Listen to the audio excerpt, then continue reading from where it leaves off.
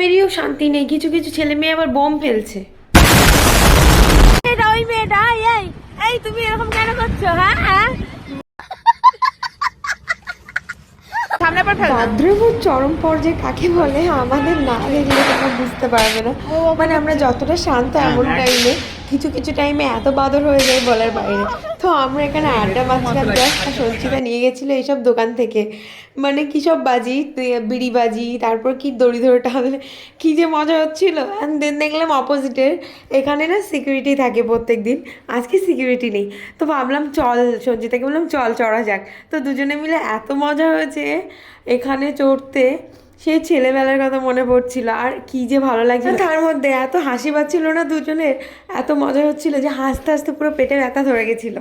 Actually আমাদের আড্ডা মারা শেষ হয়ে গেছিলো, আমরা ভাবছিলাম এবার যাবো একটু কেনাকাটা করতে। তো কি কিনবো সেটা দেখি, চলো যাওয়া যাক। অ্যান্ড দেন যাওয়ার পরে আমরা দেখলাম উইন্টার কালেকশনের কিচ্ছু আসেনি ভালো, সেরকম রকম যেটা আমরা খুঁজছি সেটা পাইনি। ট্রিপের জন্য তো এটা ম্যান্ডেটরি, কিন্তু সেগুলো পাচ্ছিলাম না। অ্যান্ড দেন আবল তাবল করে তারপরে আমরা পুরো মলটাকে ক্লোজ করেই ফিরেছি। ঠিক করে রাখিস, এইখানেই না বিলটা হয়ে যায়। আমরা এমন ঘুরেছি যে পুরো মলটাকে বন্ধ করিয়ে ছেড়েছি। মানে এই যে সব দোকান দেখো কালে পর্দা নেমে গেছে, বন্ধ হয়ে গেছে, আর এখন আমরা ঘুরছি, মানে সেই লেভেলে।